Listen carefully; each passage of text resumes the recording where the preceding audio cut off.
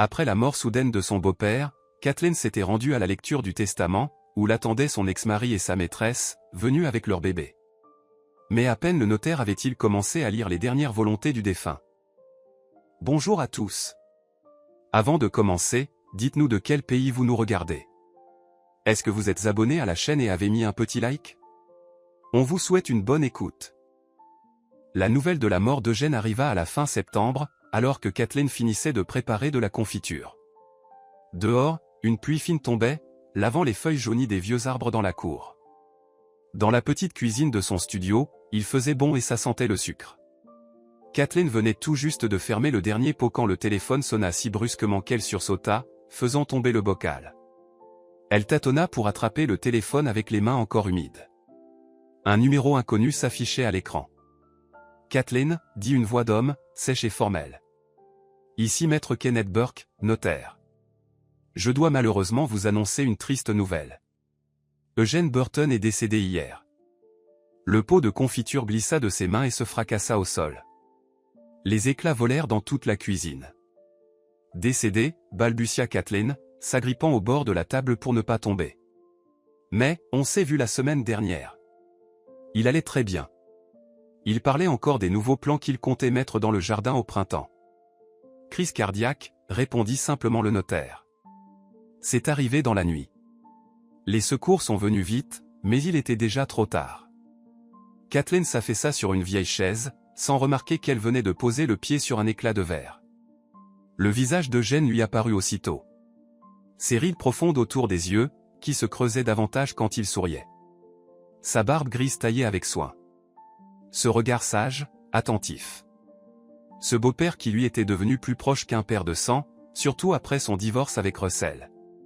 Celui qui ne l'avait jamais abandonné, même quand son propre fils l'avait trahi.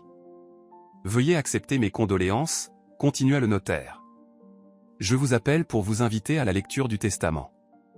Eugène a expressément demandé votre présence. Cela aura lieu mercredi, à 11 h, dans mon bureau. Notez l'adresse, je vous la dicte. » Kathleen nota machinalement l'adresse sur un bout de papier, sans vraiment réaliser ce qu'elle faisait. Un épais brouillard lui embrouillait l'esprit, et dans ce silence lourd, elle croyait entendre la voix d'Eugène. « Ne sois pas triste, Kathleen. On part tous un jour. Ce qui compte, c'est ce qu'on laisse derrière nous. Mais... je veux dire... Russell et moi. » Elle s'arrêta, ne sachant comment expliquer qu'elle ne faisait plus vraiment partie de la famille Burton, même si elle portait encore leur nom. Leur divorce n'avait jamais été officialisé, mais cela faisait déjà 2 ans qu'ils ne vivaient plus ensemble. « Eugène a insisté personnellement pour que vous soyez là, » répondit Kenneth d'un ton ferme. « Il a laissé une lettre, qui sera lue après la partie officielle. Et je suis au courant de votre situation familiale. Eugène m'a tout expliqué. » Kathleen resta un moment figée sur la chaise après avoir raccroché. Une douleur vive à la plante du pied finit par se faire sentir. Un éclat s'était enfoncé profondément dans la peau. Elle le retira d'un geste automatique, appuya une serviette en papier sur la plaie, mais la douleur physique n'était rien comparée à ce qui se passait en elle. Leur dernière rencontre lui revint en mémoire. C'est Eugène qui l'avait appelé, lui demandant de passer le voir. Sa voix sonnait comme d'habitude pleine d'énergie, un peu rauque, mais il y avait une légère inquiétude dans son ton, quelque chose de presque imperceptible. Elle n'était pas venue les mains vides, elle avait préparé une tarte aux pommes à la cannelle, sa préférée. Dans son appartement, où des étagères pleines de livres recouvraient tous les murs et où une vieille horloge battait paisiblement le temps, ils avaient bu du thé dans de fines tasses en porcelaine, celle qu'avait achetée Olivia, la femme d'Eugène, bien avant que Kathleen ne fasse partie de la famille. « Tu sais, Kathleen, » lui avait dit son beau-père en la regardant par-dessus ses lunettes à monture fine et vieillotte, « tu es la seule à te souvenir du thé que j'aime. » Même Russell ne l'a jamais retenu. Pour lui, du moment que c'est fort, peu importe le goût. Mais toi, tu fais attention à ces petites choses que les autres ne remarquent pas. C'est ça, ta vraie force. Elle avait rougi, haussé les épaules. Oh, ce n'est rien, juste un bon thé au bergamote, rien d'extraordinaire. Mais il l'avait regardé longtemps, comme s'il essayait de graver chaque détail de son visage dans sa mémoire. Il avait l'air sur le point de dire quelque chose d'important, puis s'était ravisé, changeant de sujet pour parler de ses fleurs, particulièrement belles cette année-là. Maintenant, Kathleen s'en voulait de ne pas avoir insisté, de ne pas avoir cherché à savoir ce qu'il avait sur le cœur. Avait-il senti sa fin approcher? Il avait beau avoir 73 ans, Eugène était toujours alerte, lucide, avec ce caractère bien trempé. Un vrai homme cultivé, à l'ancienne. Mais son cœur, il avait toujours été fragile. Il portait un pacemaker depuis 10 ans déjà, et il plaisantait souvent. Je suis un cyborg, maintenant. Incassable. Mais la technologie l'avait trahi. Les jours suivants passèrent comme dans un brouillard. Kathleen continuait à aller à la bibliothèque, où elle travaillait depuis 15 ans. Elle répondait aux questions des lecteurs, prêtait des livres, accomplissait ses tâches machinalement. Personne au travail ne remarqua de changement. Elle n'avait jamais été très bavarde de toute façon. Seule Linda, la responsable, une ancienne camarade de fac, osa lui dire « Tu as l'air pâle, Kathleen. T'es sûre que tu n'es pas malade ?»« Non, j'ai juste mal dormi, » répondit-elle en mentant. Kathleen n'était pas allée aux funérailles. Elle ne voulait pas croiser Russell ni sa nouvelle compagne.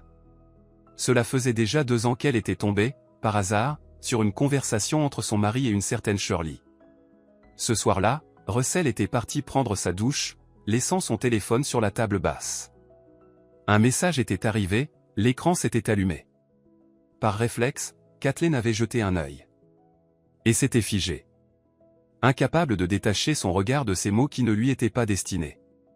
25 ans de mariage réduits à néant par quelques messages et des photos qu'elle aurait préféré ne jamais voir. Quand elle avait reposé le téléphone, face à Russell qui sortait de la salle de bain, il n'avait même pas cherché à nier. Pas de colère, pas d'excuses.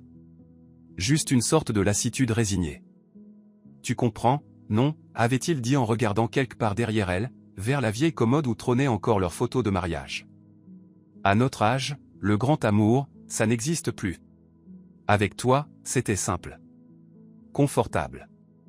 Mais je suis fatigué de la routine. Désolé. Les mots « confortable » et « routine » lui avaient fait plus mal que la trahison elle-même. Ce qu'elle voyait comme un bonheur calme, leur soirée tranquille, leur dîner à deux, leurs rares mais tendres escapades à la campagne n'était pour lui qu'une contrainte pénible. Peut-être l'avait-il toujours ressenti ainsi? Kathleen avait alors silencieusement rassemblé quelques affaires dans sa vieille valise à roulettes et était partie chez Joanne, sa meilleure amie depuis le lycée.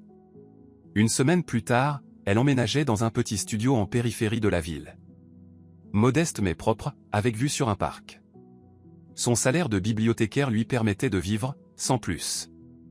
Officiellement, elle et Russell n'avaient jamais divorcé. Il repoussait sans cesse la procédure, prétextant le travail, la fatigue. Elle n'insistait pas.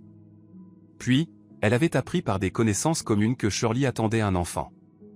Une assistante de bureau de 29 ans, dans la société où Russell était chef de service. Et le père, bien sûr, c'était lui. La nouvelle l'avait blessé, oui, mais aussi étrangement soulagé. Le divorce n'avait plus vraiment d'importance. À quoi bon les papiers, quand la vie elle-même avait déjà tout décidé? Le seul lien qu'elle avait gardé avec son ancienne vie, c'était Eugène. Un mois après son départ, il l'avait appelé. « Je ne sais pas ce qui s'est passé entre vous », avait-il dit, sans reproche dans la voix, juste une profonde tristesse. « Et je ne veux pas m'en mêler. Mais je veux que tu saches une chose, pour moi, tu restes de la famille.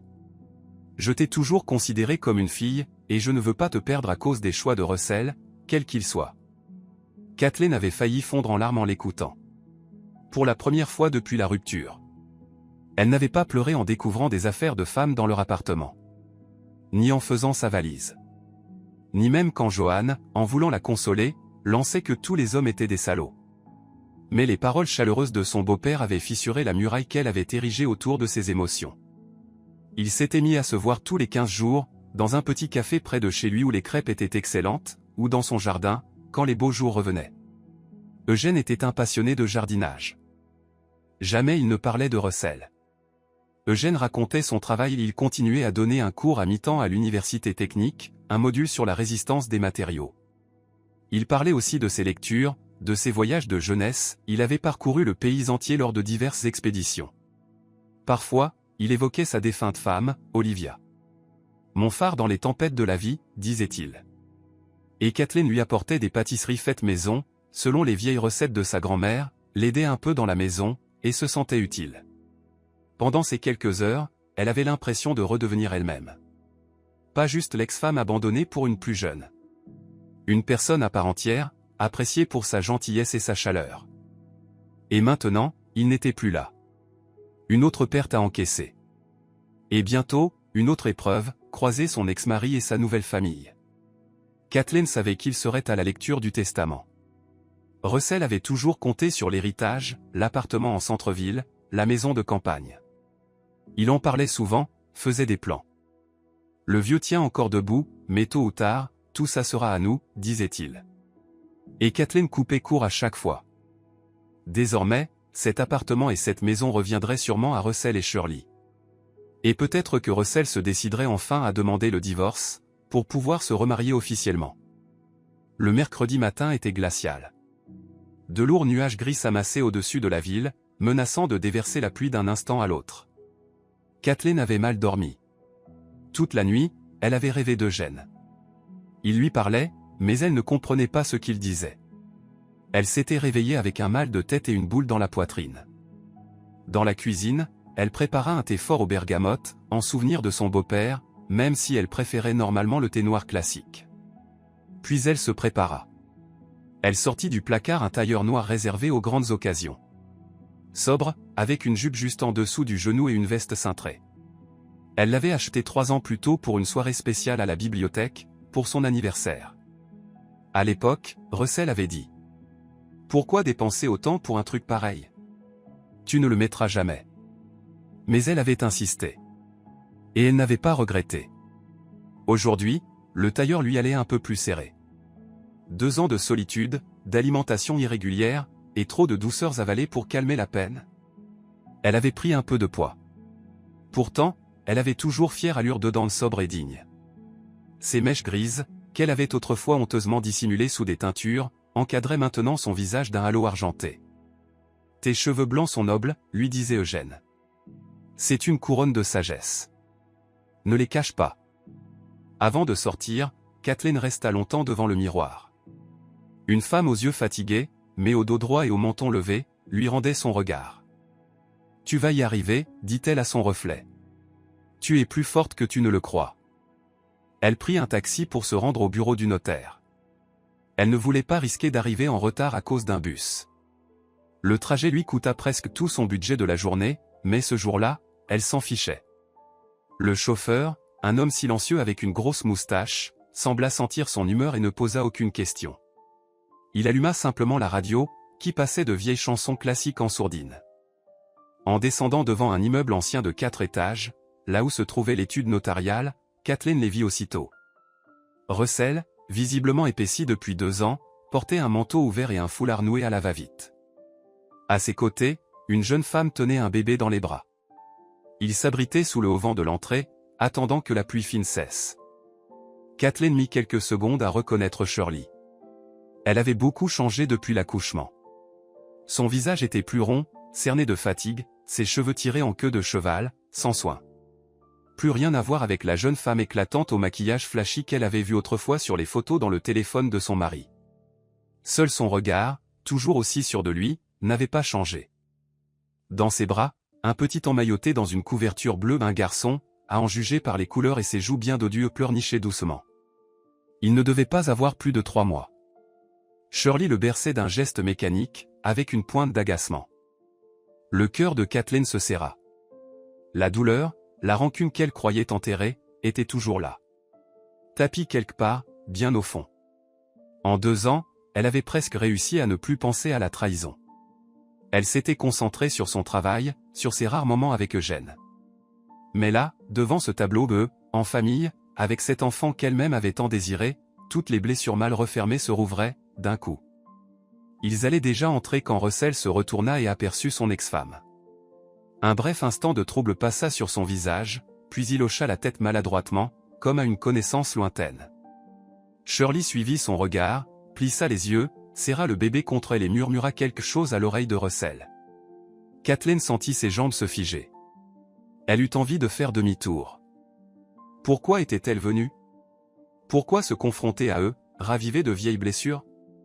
Pourquoi écouter ce partage de biens, voir l'appartement chaleureux d'Eugène avec ses meubles anciens et sa maison pleine d'arbres chéris être transmis à son fils et à sa nouvelle famille. Mais il y avait eu quelque chose, dans la voix du notaire, quand il avait évoqué le dernier souhait d'Eugène. Quelque chose qui l'avait poussé à inspirer profondément et à se diriger vers l'entrée.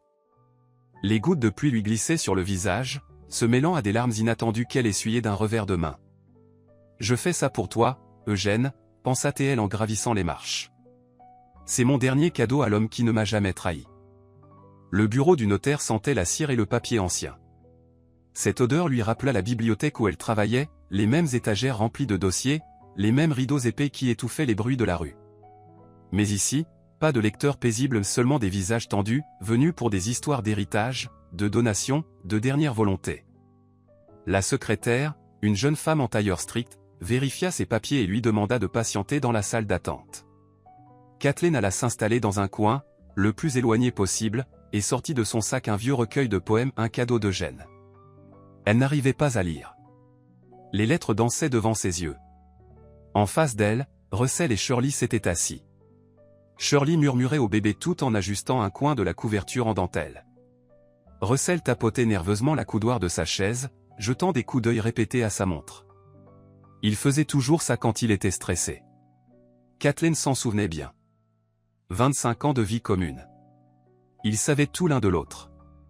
Du moins, elle le croyait. Des voix étouffées filtraient depuis le bureau du notaire, dont la porte était entr'ouverte.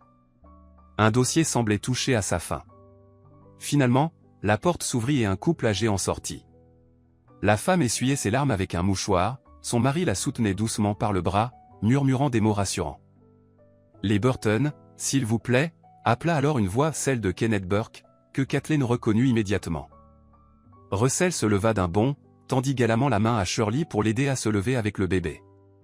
Kathleen se leva en dernier, lentement, comme si chaque pas lui demandait un effort.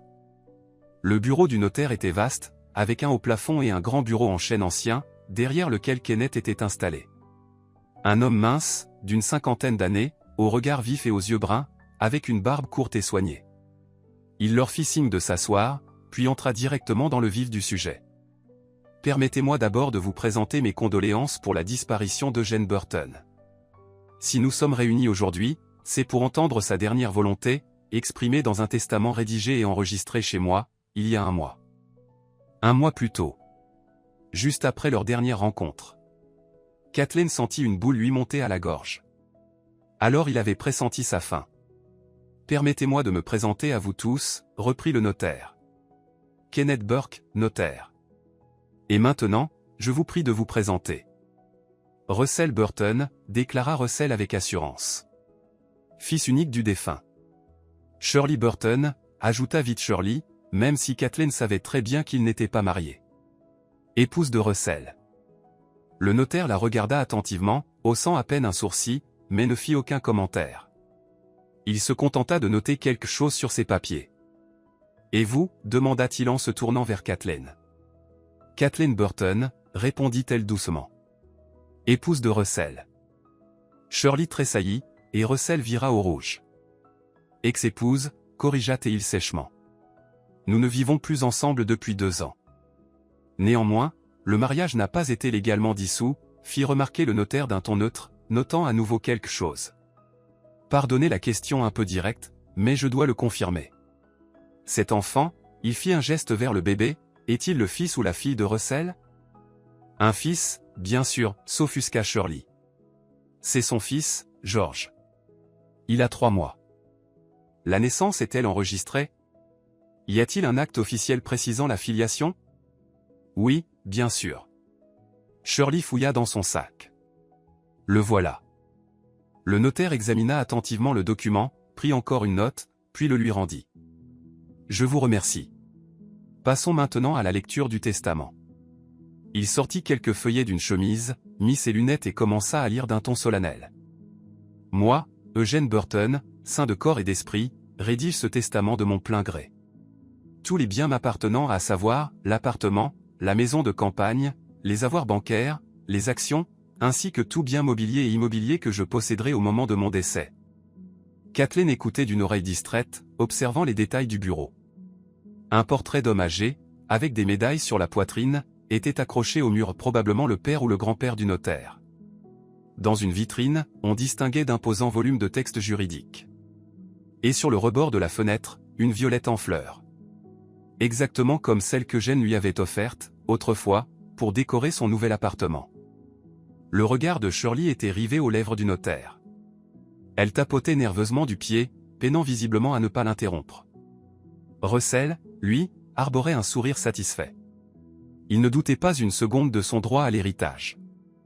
Je lègue à Kathleen Burton, épouse de mon fils.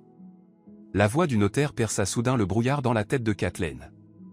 Quoi? Avait-elle bien entendu? À elle? Kenneth leva les yeux par-dessus ses lunettes, fit une pause, puis répéta. Je lègue à Kathleen Burton, épouse de mon fils. Un silence de mort tomba dans la pièce. Même le bébé, qui geignait doucement jusque-là, s'était tu, comme s'il écoutait lui aussi. C'est une erreur, explosa Russell en se levant d'un bond. Jamais mon père n'aurait écrit ça. Il a toujours dit que l'appartement et la maison me reviendraient. Je vous prie de vous calmer et de vous rasseoir, répondit fermement le notaire. Je n'ai pas terminé la lecture. Il y a des conditions supplémentaires. Russell se laissa tomber sur sa chaise, le visage tacheté de rouge. Shirley, figée, serrait le bébé contre elle si fort qu'il recommença à pleurnicher. Si Kathleen accepte cet héritage, elle est priée de prendre soin de ma collection de livres d'art et d'histoire. Elle peut la conserver ou en faire don à la bibliothèque municipale. Si, pour une quelconque raison, elle refuse cet héritage, tous les biens mentionnés seront transférés à un fonds de soutien aux enfants atteints de cancer, conclut le notaire. Quoi? Hurla Russell en se levant à nouveau. Il m'a déshérité? Totalement? Ce n'est pas possible. Quelqu'un a falsifié ce testament. Le testament a été rédigé selon toutes les règles, répondit calmement Kenneth. Eugène était parfaitement lucide, ce que confirme un certificat médical joint au dossier, qu'il avait prévu pour prévenir toute contestation. Sa signature a été authentifiée, et des témoins étaient présents. Vous avez, bien sûr, le droit de contester en justice, mais je vous préviens, les chances de succès sont faibles. Shirley se mit soudain à pleurer, bruyamment, en sanglots déchirants. Qu'est-ce qu'on va faire maintenant, sanglotait-elle. Où on va vivre avec le bébé? On va se retrouver à la rue. Kathleen restait figée. Elle n'arrivait pas à croire ce qu'elle venait d'entendre. Eugène lui avait tout légué. Pourquoi? L'avait-il vraiment considérée comme une fille, comme il le disait souvent? Je voudrais ajouter, poursuivit le notaire après que Shirley se fut un peu calmée, qu'en plus du testament officiel, Eugène a laissé une lettre personnelle. Il souhaitait qu'elle soit lue à tous. Ce n'est pas un document légal, mais c'était son dernier vœu. Il sortit une feuille pliée en 4 d'une enveloppe et commença à lire. Ma chère Kathleen, si tu entends ces mots, c'est que je ne suis plus de ce monde. Pardonne ce tournant inattendu concernant l'héritage, mais j'ai mûrement réfléchi à cette décision. Tu n'étais pas seulement ma belle-fille. Tu es devenue la fille que je n'ai jamais eue. Pendant toutes ces années, j'ai vu ta gentillesse, ton attention sincère, ta tendresse envers moi, malgré mes petites manies de vieux. Les larmes coulaient sur les joues de Kathleen. Elle ne les essuya pas. Qu'il voie à quel point elle aimait cet homme, à quel point elle lui était reconnaissante. Quand tu as quitté Russell, j'ai été anéanti. Pas pour mon fils, mais pour toi. Je savais que ça arriverait tôt ou tard. Russell m'a toujours beaucoup ressemblé quand j'étais jeune, égoïste, centré sur lui-même. Moi, j'ai changé en rencontrant sa mère. Mais Russell, lui, n'a jamais vraiment grandi. Je savais pour cette fille, je savais pour l'enfant à naître. Et j'ai vu ta douleur, même si tu ne t'es jamais plainte. Russell restait tête baissée, les épaules affaissées sous un poids invisible. Je te lègue tout ce que j'ai non pas pour punir mon fils, mais parce que je sais que tu feras bon usage de ces biens. Que tu sauras les gérer avec sagesse et dignité. Je veux que tu aies une chance de recommencer, d'effacer le passé. Peut-être que tu décideras de vendre l'appartement et la maison, de partir ailleurs. C'est ton droit. Je te demande seulement une chose, garde mes livres. Ils ont été mes fidèles compagnons toute ma vie. Shirley ne pleurait plus. Son visage était tordu par la colère. Quant à toi, mon fils, reprit le notaire en fixant Russell d'un regard appuyé, j'espère que cette décision te poussera à réfléchir. Toute ta vie, tu as tout reçu trop facilement. Peut-être qu'en devant te battre par toi-même, tu apprendras à apprécier ce qui compte vraiment, pas seulement l'argent, mais aussi les gens autour de toi. En perdant Kathleen, tu as perdu la chose la plus précieuse que tu avais. Elle était ton ange gardien. Et tu ne l'as jamais compris. Je crains qu'il ne soit trop tard, maintenant, pour réparer tout ça. Assez, cria soudain Russell en se levant d'un bond. C'est une farce. Mon père n'a jamais pu écrire ça. Vous êtes de mèche avec elle, pas vrai, lança-t-il en pointant Kathleen du doigt. Combien elle vous a payé pour ce faux testament? Russell, répondit le notaire d'un ton glacial, je comprends que ce soit difficile. Mais je vous prie de vous contenir. Tous les documents sont authentiques, et je vous déconseille fortement de proférer des accusations sans fondement. Comment t'as pu faire ça? Russell se tourna vers Kathleen, les yeux rouges de rage. T'avais pas assez de toutes ces années avec moi, fallait aussi me voler l'héritage de mon père? T'as su t'y prendre, hein, tu l'as manipulé jusqu'au bout. Shirley lui attrapa la manche, lançant un regard inquiet vers le notaire. Calme-toi, Russell, ça suffit. On va juste porter plainte, d'accord? On dira qu'il n'était plus lucide quand il a écrit ça. On a un bébé, on ne peut pas rester sans toi. Kathleen essuya ses larmes et releva la tête. Pour la première fois en 2 ans, elle regarda son ex-mari droit dans les yeux. Sans colère, sans rancune. Juste avec un sentiment nouveau, proche de la pitié. Je n'ai jamais monté ton père contre toi, Russell, dit-elle doucement. Tu n'as eu besoin de personne pour perdre sa confiance. Tu t'en es très bien chargé tout seul. Elle se tourna vers le notaire. Puis-je avoir une copie du testament? Et aussi de la lettre, si c'est possible. Bien sûr, acquiesça Kenneth. J'ai préparé tous les documents. Vous devrez officiellement accepter l'héritage dans les 6 mois. Je vais vous expliquer tout en détail. Tu vas le regretter, grogna Russell en se dirigeant vers la sortie. Je ne laisserai pas passer ça. On va aller au tribunal. Shirley hocha la tête en berçant leur bébé qui pleurait à cause du tumulte. Tu ne pourras pas voler ce qui nous revient de droit. Ils quittèrent le bureau en claquant la porte. Kathleen et le notaire restèrent seuls. Je suis désolé que les choses se soient déroulées ainsi, dit Kenneth après un silence. Eugène avait prévu que la réaction serait violente. Mais il était ferme dans sa décision. Je ne sais pas quoi faire de tout ça, avoua Kathleen. Jamais je n'aurais imaginé qu'il me voyait comme ça. Si vous avez besoin d'aide pour gérer ce patrimoine, je suis à votre disposition, dit-il avec douceur. Eugène parlait de vous avec beaucoup d'affection. Je vous avoue que j'ai presque envié ce lien familial. Merci, répondit-elle dans un souffle, esquissant un sourire. Je vais y aller. J'ai besoin de réfléchir à tout ça. En sortant du bureau, elle ne prit pas de taxi. Elle préféra marcher, malgré la pluie. Les gouttes martelaient son parapluie, mais Kathleen ne les sentait presque pas. Les mots d'Eugène résonnaient encore dans sa tête, remettant en question tant de choses qu'elle croyait acquises dans sa vie avec Russell. Elle n'avait jamais pensé être une sorte d'ange gardien. Elle s'était toujours vue comme une épouse ordinaire pas très jolie, sans talent particulier. Juste là. Mais apparemment, de l'extérieur, c'était autre chose. Perdue dans ses pensées, elle ne remarqua pas tout de suite qu'on la suivait. En se retournant, elle aperçut Russell. Il était seul. Trempé, les cheveux en bataille. Il faut qu'on parle, dit-il d'une voix rauque en la rattrapant. Kathleen, s'il te plaît, juste une discussion. Kathleen s'arrêta, serrant un peu plus fort la poignée de son parapluie. La pluie redoubla, se transformant en véritable déluge. L'eau ruisselait sur le trottoir, emportant les feuilles mortes dans les grilles d'égout. Un grondement lointain résonna dans le ciel.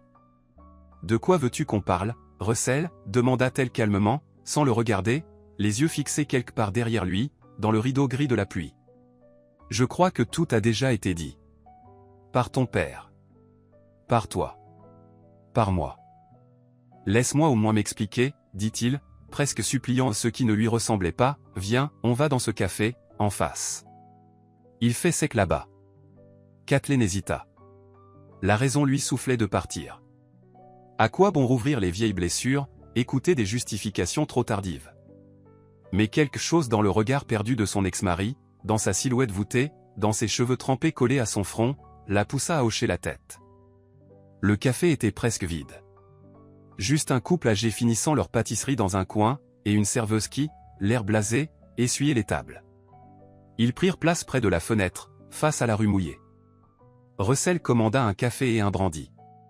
Kathleen, seulement un thé. Tu n'as jamais aimé l'alcool, dit Russell avec un sourire tordu. Moi, par contre, j'ai bien plongé dedans. Il avala son verre d'un trait, grimaça, puis fixa la vitre. Tu sais, quand mon père est tombé malade l'an dernier, je me suis dit, voilà, ça y est. C'est le début de la fin. J'ai commencé à imaginer l'après. À rêver de ce que je ferais avec son héritage. Ça sonne horrible, je sais, mais c'est la vérité. J'étais sûr qu'on allait vivre confortablement avec Shirley. Tu n'as jamais su cacher ce que tu pensais, répondit Kathleen. Même à ton père. Il te voyait clair comme de l'eau. Ouais, visiblement, oui. Russell eut un rire amer. Quand il s'est remis après sa crise, j'étais presque déçu. Bien sûr, j'étais content qu'il aille mieux, mais en même temps, j'avais déjà tout prévu. Louer son appartement, partir en vacances avec l'argent. Mon Dieu, quel genre de personne je suis. Il enfouit son visage dans ses mains. Kathleen resta silencieuse. Que pouvait-elle dire? Que ce n'était pas grave. Qu'elle comprenait? Mais elle ne comprenait pas. Eugène avait été pour elle comme un père. Et jamais, même une seconde, elle n'avait pensé à tirer profit de sa mort. Et puis Shirley est arrivée, reprit Russell en se redressant un peu. Jeune, drôle, sans filtre. Elle me regardait comme si j'étais quelqu'un d'exceptionnel. Et moi, je suis tombé amoureux, comme un gamin. Tu comprends, Kathleen, avec toi, j'avais toujours l'impression de ne pas être à la hauteur. Tu es tellement droite, tellement parfaite. Avec elle, c'était plus simple. Kathleen écoutait sans l'interrompre. Étrangement, elle ne ressentait pas la douleur qu'elle s'attendait à avoir. Juste une grande fatigue. Et un vide. Quand elle est tombée enceinte, j'ai paniqué, avoua-t-il. Je voulais qu'elle avorte. Mais elle a refusé. C'était soit le mariage, soit les pensions. Et j'ai cédé. Je me suis dit, je divorce de Kathleen, j'épouse Shirley, mon père meurt, et on vit peinard avec l'héritage. Et l'amour, alors, demanda doucement Kathleen, sans pouvoir s'en empêcher. Tu disais que tu étais amoureux. Quel amour, ricana Russell. Oui, il y a eu de la passion. Mais ça n'a pas duré. Surtout quand elle a commencé à faire des caprices, à tout commander, à exiger toujours plus. Après la naissance, elle est devenue invivable. Elle voulait une nounou, une nouvelle fourrure, des vacances sur une île. Et moi, j'ai pas un salaire extensible. Et mon père ne me donnait rien. Pour lui, c'était à moi d'assumer ma nouvelle famille. La serveuse apporta le thé et une deuxième dose de brandy que Russell avait commandé d'un geste. Kathleen entoura la tasse chaude de ses mains, cherchant un peu de chaleur pour ses doigts engourdis. Tu sais, quand tu es parti, au début j'étais presque soulagé, reprit Russell en vidant d'un trait son verre. Je me suis dit, enfin libre. Plus personne pour me reprocher les chaussettes traînant partout ou la vaisselle sale. Mais après, la maison est devenue vide, tellement silencieuse. Avant, ta musique classique m'agaçait, et puis un jour, j'ai réalisé que ça me manquait. Mais tu ne m'as jamais appelé, remarqua Kathleen. Tu n'as jamais essayé de me récupérer. C'est l'orgueil, haussa-t-il les épaules. Et qu'est-ce que j'aurais pu dire? Désolé, chérie, j'ai fait une connerie? Tu ne m'aurais jamais pardonné, et moi, je me serais senti encore plus minable. Et puis tout s'est enchaîné avec Shirley, avec le bébé. Je pensais, nouvelle vie, nouveau bonheur. Et tu es heureux? Demanda Kathleen en levant les yeux vers lui. Russell détourna le regard. Heureux? Non. Shirley n'est pas celle qu'elle faisait semblant d'être. Elle a vu en moi un portefeuille ambulant.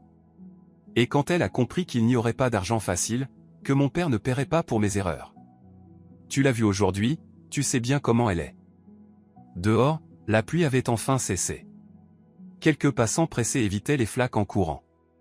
Le café était chaud, tranquille, ça sentait la pâte encore tiède.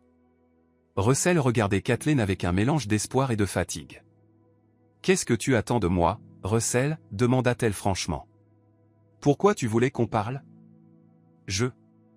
Il hésita, cherchant ses mots. « Je voudrais te demander. Est-ce qu'on pourrait, peut-être, recommencer? Je sais que je t'ai fait du mal, mais il reste peut-être encore quelque chose. 25 ans ensemble, ça ne s'efface pas comme ça. On a vécu de belles choses, non? Kathleen le regarda longuement. Voilà le moment qu'elle avait espéré, rêvé, pendant des mois après leur rupture. Russell qui lui demande de revenir. 1 an plus tôt, elle lui aurait sauté au cou, elle aurait tout pardonné, tout oublié. Mais plus maintenant. Et Shirley, demanda-t-elle. Et le bébé? Shirley, c'est fini, balaya Théil d'un geste. Après ce qui s'est passé aujourd'hui, elle va me virer, c'est évident. Elle a sûrement déjà trouvé un autre pigeon. Et ton fils? Je paierai une pension, bien sûr. Je le verrai de temps en temps. Mais vivre avec elle, c'est non. Je ne peux plus. Donc tu vas abandonner ton fils? Kathleen secoua la tête. Cet enfant n'a rien demandé, Russell. Ce n'est pas lui le responsable. Je ne l'abandonne pas, protesta Théil. Mais je ne vais pas rester avec une femme que je n'aime pas juste pour l'enfant. Ce ne serait juste pour personne. Ni pour elle, ni pour moi. Et tu as été juste avec moi, demanda Kathleen d'une voix basse. Quand tu me trompais? Quand tu mentais? Quand tu bâtissais une nouvelle vie derrière mon dos? Russell baissa la tête. Non. J'ai été un salaud. Et je sais que je ne mérite peut-être pas ton pardon. Mais Kathleen, après 25 ans, tu ne penses pas que je mérite au moins une chance? Juste une petite chance de réparer. Kathleen le regardait. Ses cheveux grisonnants aux tempes, ses rides nouvelles, ses mains marquées par le temps. Le même homme, et pourtant plus le même. Autrefois aimé, puis trahi, et maintenant? Qui était-il pour elle maintenant? Je ne sais pas, Russell, répondit-elle honnêtement. Je ne peux rien te promettre. Pas maintenant. C'est trop. La mort de Jen, cet héritage inattendu, cette rencontre. J'ai besoin de temps. Du temps, on en a, dit Russell, l'air soudain plus léger. Mais, tu ne vas pas me mettre dehors, hein? J'ai littéralement nulle part où aller. Shirley va balancer mes affaires dès que je reviens, c'est certain. Tu veux vivre dans l'appartement de Jen? Demanda Kathleen, surprise. Dans l'appartement de ton père que tu as pratiquement trahi, en espérant sa mort? Russell rougit. Idée stupide, hein, dit-il avec un sourire en coin. Tu sais, moi-même je ne comprends plus très bien ce que je fais. J'ai juste l'impression d'être coincé. Plus d'argent, plus de toi, plus de famille. Tout s'est écroulé en une journée. Tu as encore ton travail, lui rappela Kathleen. Tu as toujours bien gagné ta vie. Trouve-toi un appart, recommence à zéro. Peut-être que ça te ferait du bien. Ressentir ce que c'est que d'avancer sans personne pour te soutenir, sans épaule sur laquelle t'appuyer. Tu es en colère, dit Russell. Et tu as le droit de l'être. Je comprendrai que tu refuses de m'aider. Mais pense à nous. À tout ce qu'on a eu de beau. À ce qu'on aurait pu avoir. Il régla l'addition et se leva, remettant sa veste mouillée. Dehors, la pluie avait repris, mais elle était plus fine maintenant. Je t'appellerai dans quelques jours, dit-il en partant. Tu auras peut-être eu le temps de réfléchir. À l'héritage. À moi. Kathleen le regarda s'éloigner. Courbée, vieillie, perdue. Elle avait autrefois aimé cet homme de tout son cœur. Elle aurait tout sacrifié pour lui. Et maintenant, elle le regardait partir presque sans émotion, marchant sous la pluie sans même penser à ouvrir son parapluie. De retour chez elle, elle resta longtemps sous la douche chaude, comme pour se débarrasser non pas de la pluie, mais du poids de la journée. Les mots de Jen résonnaient encore dans sa tête, « Je veux que tu aies une nouvelle chance. » Recommencer à zéro, sans souvenir douloureux. Peut-être qu'il avait raison. Peut-être qu'elle devait tout vendre, partir. Dans une petite ville au bord de la mer, ou au contraire dans un coin reculé, où personne ne la connaissait. Où le passé ne viendrait pas frapper à la porte. Commencer une autre vie. Sans Russell. Sans souvenir. Sans douleur. Le lendemain, elle appela le notaire. « Kenneth, j'aimerais avoir une consultation au sujet de l'héritage, » dit-elle. « Pensez-vous qu'on puisse se voir demain? » « Bien sûr, Kathleen, » répondit Kenneth. « je vous attends à 10 heures. Et j'ai quelque chose pour vous. Une information qu'Eugène m'a chargé de vous transmettre en main propre. Seul. Il avait prévu une possibilité, rien que pour vous. Intriguée, Kathleen raccrocha. Qu'avait encore prévu son beau-père? Et pourquoi n'en avait-il jamais parlé de son vivant? Le soir, Joanne appela. Son amie, celle qu'il avait accueillie juste après sa séparation avec Russell. « Kathleen, comment tu vas ?» demanda-t-elle sans détour. « J'ai appris pour Eugène. »« Tu es allé aux funérailles ?»« Non, » soupira Kathleen. « Mais j'ai assisté à la lecture du testament. » Et devine quoi? Elle lui raconta tout. L'héritage inattendu, la réaction de Russell et Shirley, la conversation étrange avec son ex-mari. « Alors maintenant il veut revenir ?» s'exclama Joanne, indignée. « Maintenant que t'es une riche héritière. » Quel culot! Et il pensait à quoi, quand il courait après sa gamine? Je te l'ai toujours dit, fais-lui pas confiance. Tous pareils. Ils trahissent dès que l'occasion se présente. Pas tous, répondit doucement Kathleen. Eugène, lui, ne m'a jamais trahi. C'est vrai, admit Joanne. Comme quoi, même les meilleurs parents peuvent avoir des enfants décevants. Alors, tu vas le reprendre? Je sais pas, avoua Kathleen. Je ne ressens plus grand-chose pour lui. Ni amour, ni haine. Juste de la fatigue.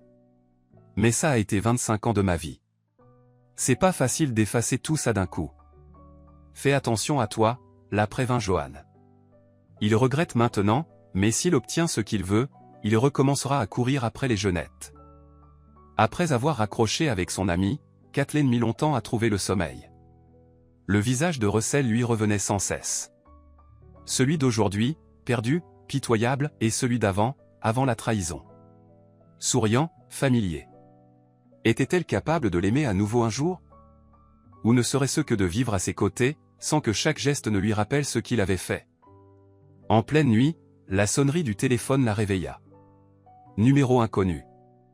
Allô, répondit-elle d'une voix endormie. C'est toi, la salope, lança une voix féminine, ivre. Toi, qui as volé l'héritage? Tu crois que tu vas t'en tirer comme ça? Tu vas voir, moi je vais. Kathleen raccrocha immédiatement. Shirley.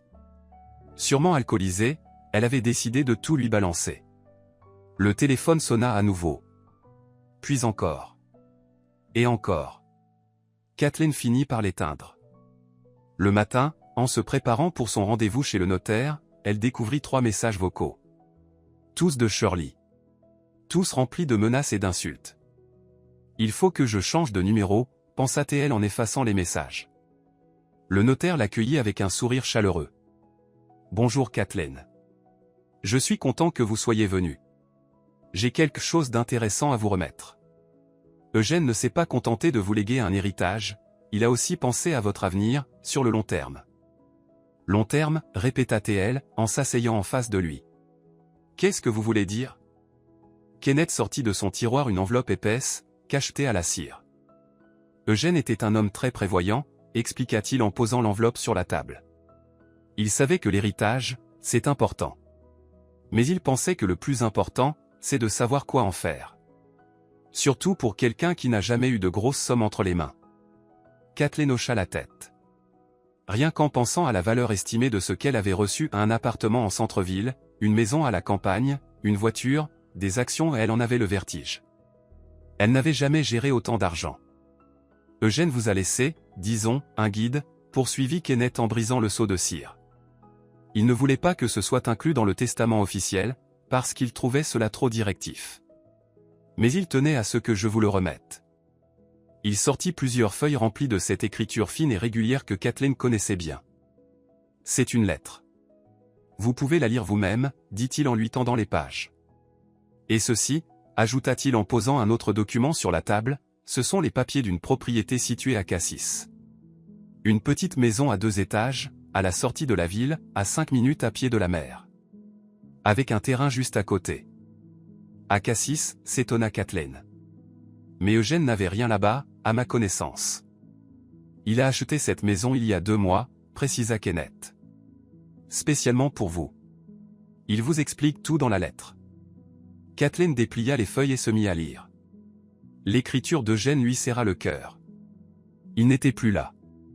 Il n'y aurait plus jamais de lettres, plus jamais de longues discussions autour d'une tasse de thé, plus jamais de conseils pleins de sagesse.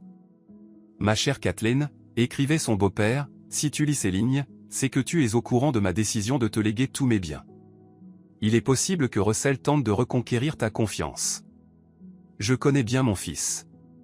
Mais je veux que tu te rappelles une chose, tu mérites mieux. J'ai acheté une maison pour toi à Cassis. Une petite ville au bord de la mer, là où Olivia et moi avons passé notre lune de miel. C'est un endroit calme, chaleureux, avec une atmosphère unique. Les gens y sont gentils, l'air est pur, et les couchers de soleil sur la mer sont à couper le souffle. Au rez-de-chaussée de la maison, tu pourrais réaliser ce dont tu as toujours rêvé. Un petit café.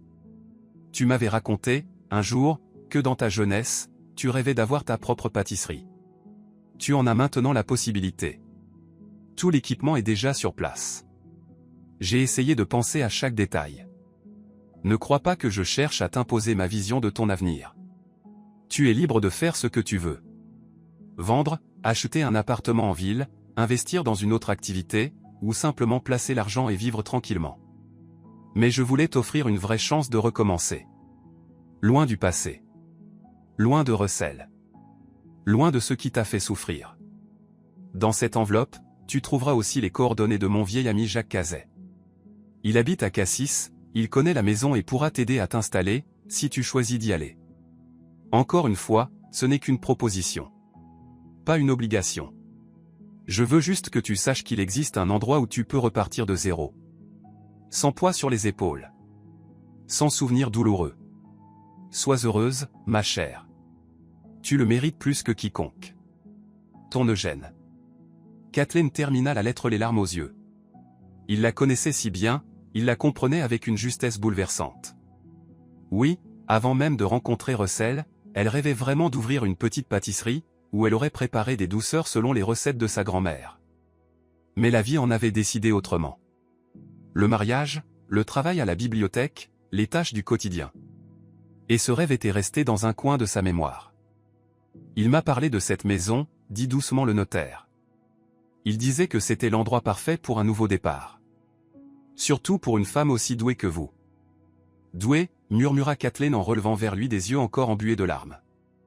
Non, Eugène exagérait sûrement. Je suis une femme ordinaire. Rien d'exceptionnel. Il ne le pensait pas, répondit Kenneth avec bienveillance. Il disait que vous étiez une excellente cuisinière, que vous aviez des mains pleines de talent et un grand cœur.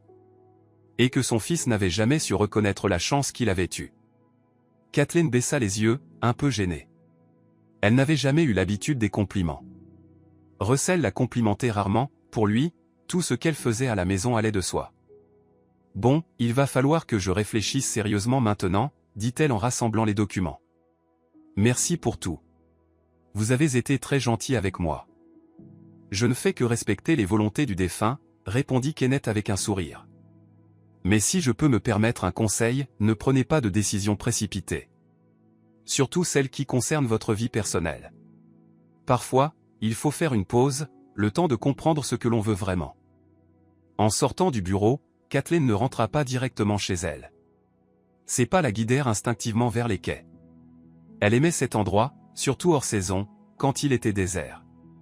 Le fleuve, gris et froid, coulait vers la mer, et sur l'autre rive, on distinguait les silhouettes de grands immeubles. Tous semblables, anonymes. Mais pour certains, c'étaient des foyers. Des endroits où l'on était attendu. Elle, cela faisait 2 ans que plus personne ne l'attendait. Et maintenant, un choix s'offrait à elle. Revenir en arrière, ou commencer une nouvelle vie. Dans une ville inconnue, parmi des inconnus. Cela faisait peur. Mais peut-être était-ce justement ce qu'elle désirait au fond. Un nouveau départ. Ses pensées furent interrompues par la sonnerie du téléphone. Russell. Kathleen, je peux passer te voir ce soir, demanda-t-il sans préambule. Il faut qu'on parle sérieusement. De quoi, Russell? J'ai l'impression qu'on a déjà tout dit hier. Non, pas tout, dit-il avec une voix plus assurée. J'ai beaucoup réfléchi cette nuit. Et j'ai compris que j'avais été un idiot. Pas seulement ces 2 dernières années, mais bien avant. Je n'ai jamais su apprécier ce que j'avais. Ni qui j'avais à mes côtés. Je t'en prie, laisse-moi une chance de réparer. Je peux venir ce soir? Kathleen hésita. Une part d'elle, celle qui se souvenait des bons moments de leur mariage, voulait dire oui. Mais une autre part, plus forte depuis ces 2 années de solitude, résistait. D'accord, dit-elle enfin. Viens à 19h. Mais je ne te promets rien, Russell. Tu comprends?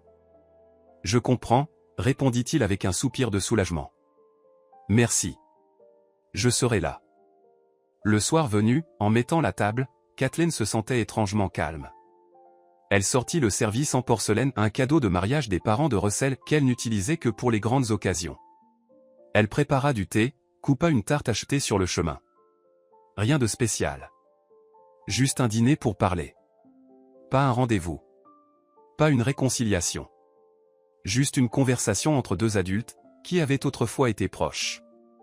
Russell arriva pile à l'heure, un bouquet de roses bordeaux à la main. Ses préférés. Il portait une chemise repassée, était rasé de près, coiffé, et portait son eau de toilette habituelle. Celle qu'il mettait au début de leur mariage, quand il voulait lui plaire. « Merci d'avoir accepté de me voir, dit-il en entrant. J'avais peur que tu changes d'avis. » « Je tiens parole, répondit simplement Kathleen en prenant les fleurs.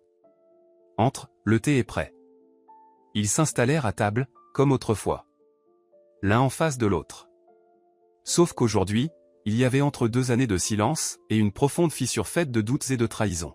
« Comment s'est passée la rencontre avec le notaire » demanda Russell, prenant la tasse qu'elle lui tendait. « Bien, » répondit Kathleen, sans entrer dans les détails. « On a réglé les aspects administratifs de l'héritage. » « Ah. Tu sais déjà ce que tu vas faire de l'appartement de papa? Et de la maison? » Et voilà, pensa Kathleen. Voilà la vraie raison de sa visite. Mais à haute voix, elle répondit calmement. Pas encore. J'ai besoin de temps pour réfléchir. Russell touillait son thé, et le bruit de la cuillère contre la porcelaine résonnait dans le silence. Kathleen, je veux être totalement honnête avec toi, dit-il en posant la cuillère. Oui, au départ, je t'ai appelé à cause de l'héritage. Je suis désolé, mais c'est la vérité. J'étais au bout du rouleau. Shirley m'a mis à la porte, j'ai presque plus d'argent, nulle part où aller. Et je me suis dit, peut-être que tu aurais pitié de moi. Kathleen le regardait en silence, sans l'interrompre. Pour la première fois depuis qu'elle le connaissait, il lui parlait avec une sincérité totale. Mais ensuite, poursuivit Russell, j'ai compris que c'était peut-être une chance. Une vraie. Une chance de réparer mes erreurs. De revenir vers toi, la femme qui est restée à mes côtés pendant 25 ans, sans jamais me trahir. J'ai été un idiot aveugle, Kathleen. Je pensais mériter mieux, avoir raté ma vie. Mais en réalité, c'est moi qui ai détruit ce que j'avais de plus vrai. Ils parlaient, et elle revoyait leur vie ensemble. Les bons moments, les disputes, les joies, les douleurs. Elle se souvenait de l'amour immense qu'elle avait ressenti pour lui, au point d'être prête à tout lui pardonner. Mais aujourd'hui... Russell, dit-elle doucement pour l'interrompre, j'apprécie ta sincérité. Vraiment. Mais je ne suis pas sûr qu'on puisse revenir en arrière. Trop de choses ont changé. Moi, j'ai changé. Je comprends, acquiesça-t-il. Mais peut-être qu'on n'a pas besoin de revenir. Peut-être qu'on peut tout recommencer? Comme si on se rencontrait pour la première fois. Je suis prêt à te courtiser, à te prouver que je mérite une seconde chance. Il tendit la main et effleura ses doigts. Ce contact ne provoqua en elle ni chaleur, ni rejet. Juste, rien. J'ai encore un peu d'économie, poursuivit-il, sans remarquer son absence de réaction. Je pourrais louer un appartement, trouver un boulot près de chez toi. On pourrait recommencer à sortir, aller au cinéma, au théâtre, dans des cafés. Comme avant, tu te souviens? Au début. Kathleen retira doucement sa main et se leva. Elle alla vers la fenêtre.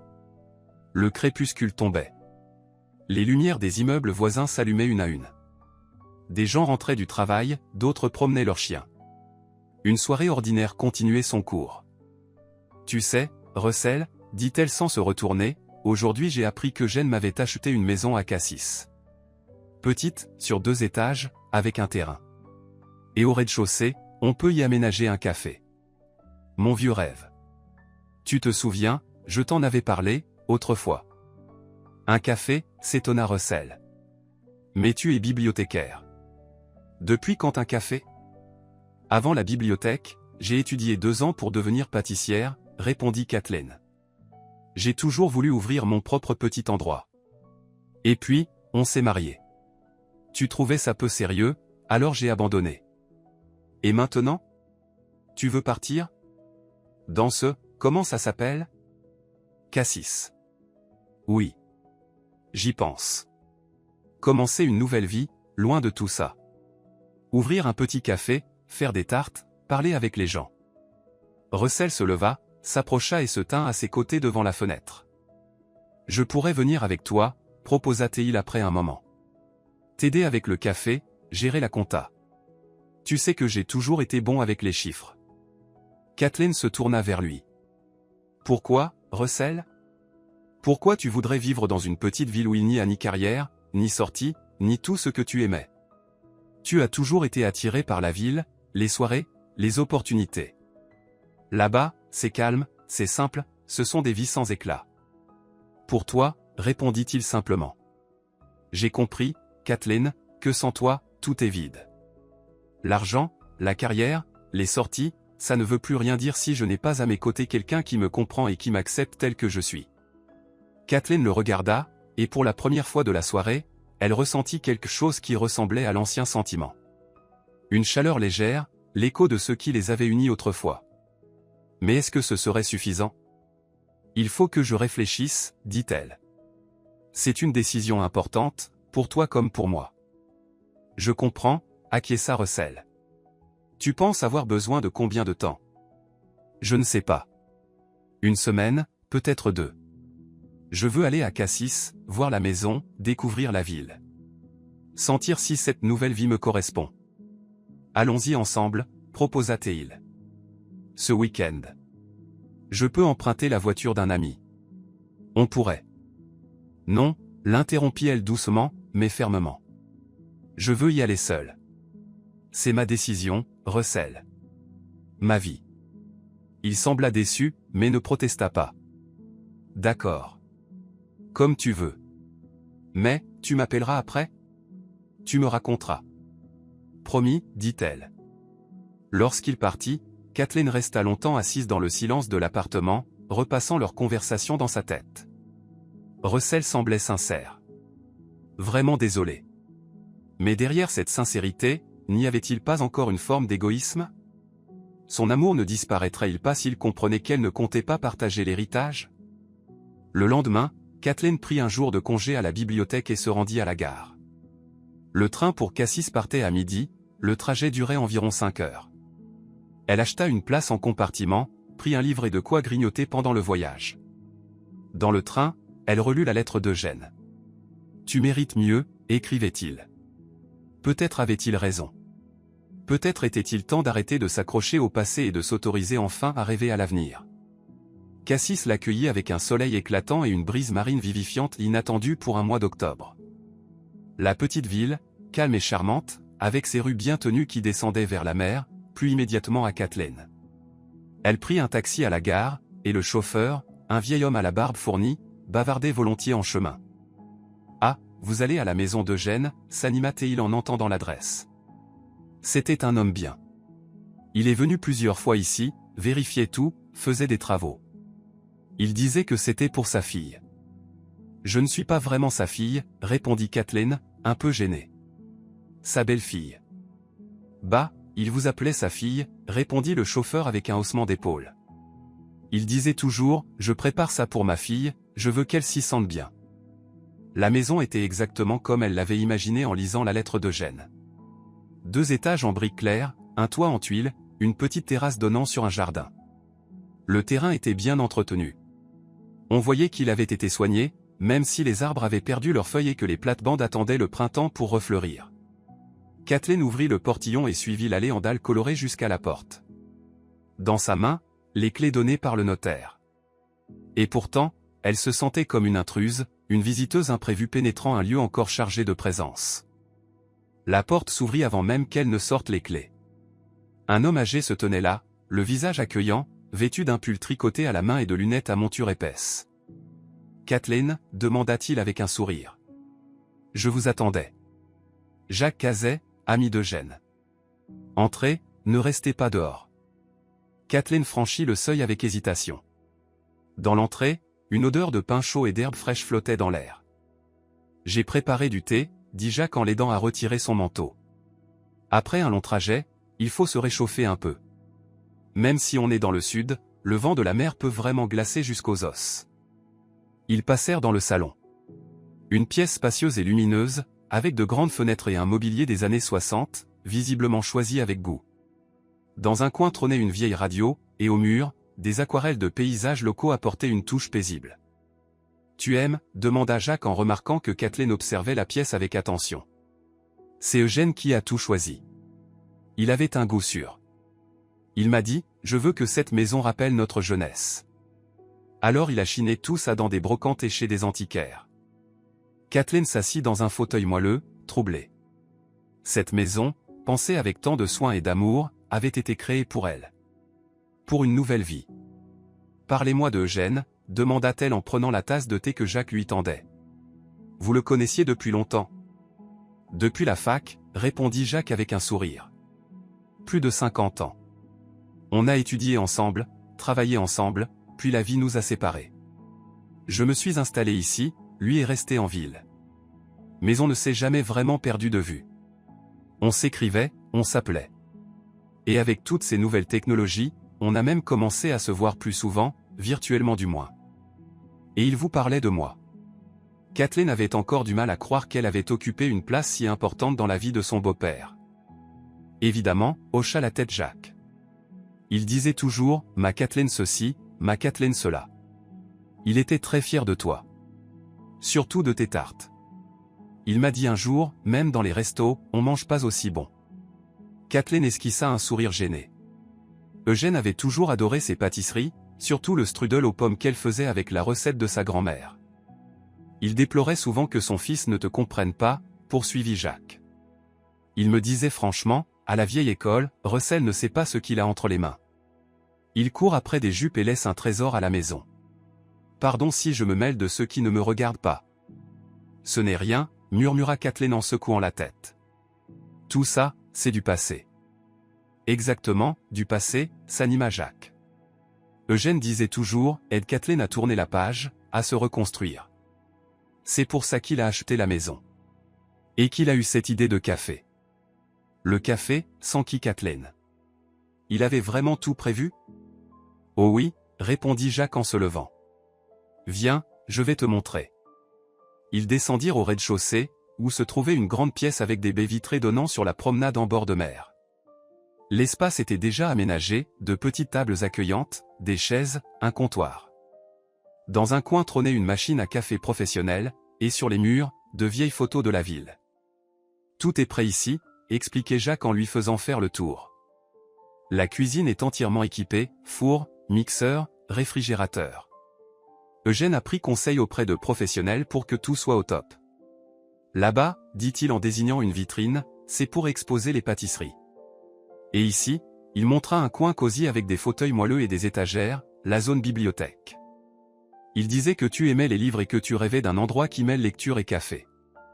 Kathleen balaya la pièce du regard, et une image se forma peu à peu dans sa tête.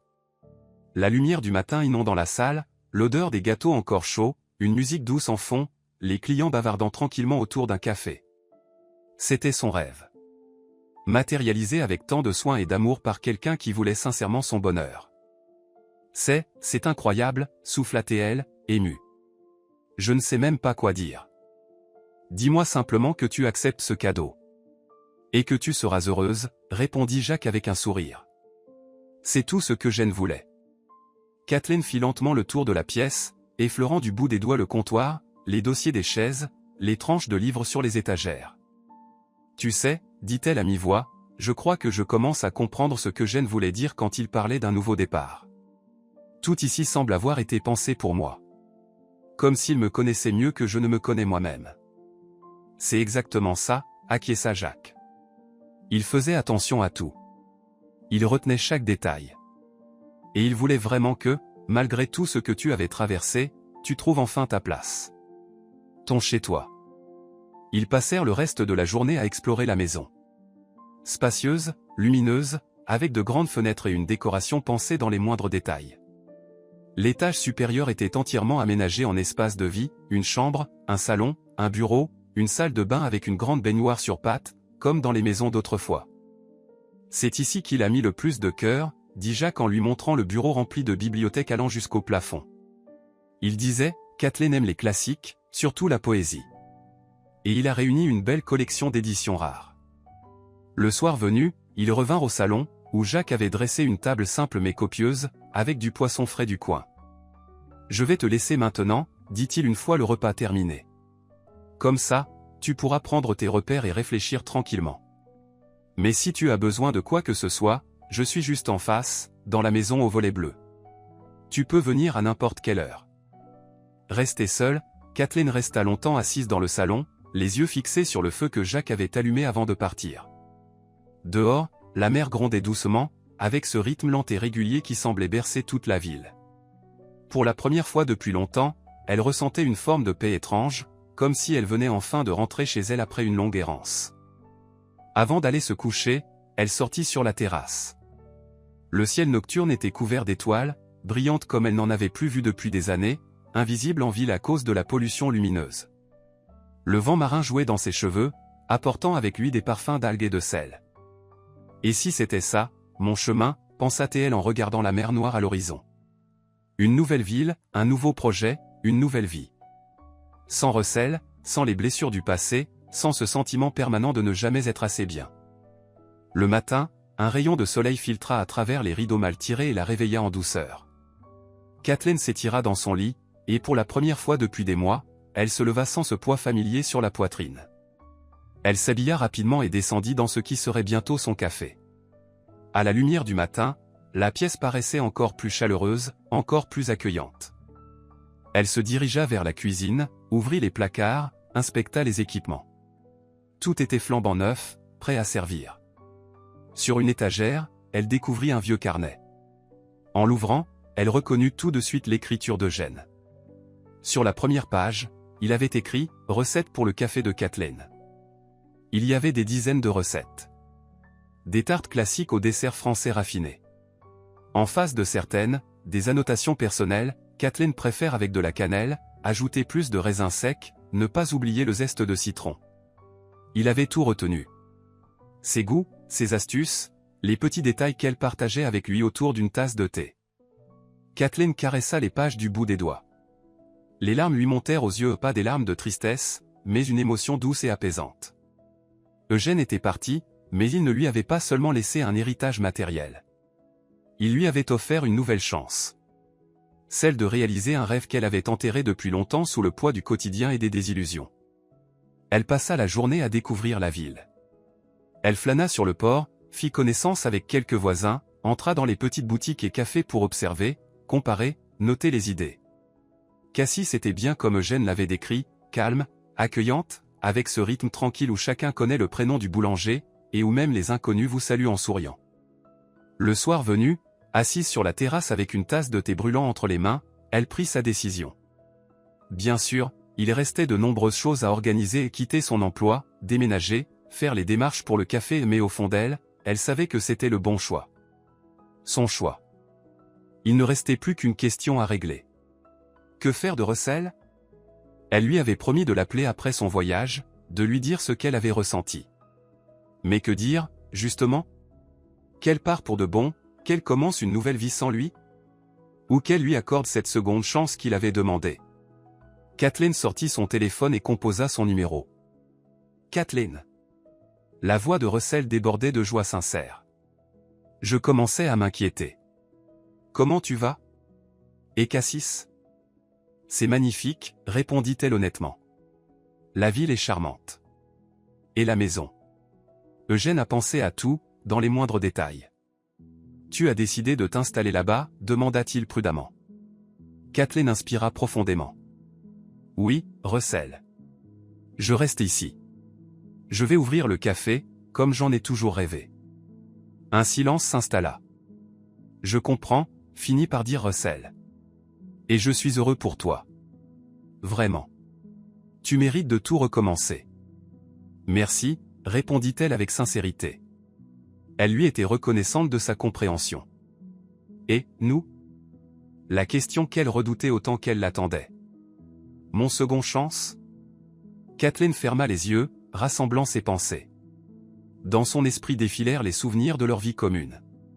Les moments heureux, les déceptions, l'amour naïf de jeunesse et la distance installée au fil des ans. Tu sais, Russell, commença-t-elle lentement, j'ai beaucoup réfléchi. À nous. À ce que tu as dit sur un nouveau départ. Et j'ai compris que je ne pouvais pas simplement revenir en arrière.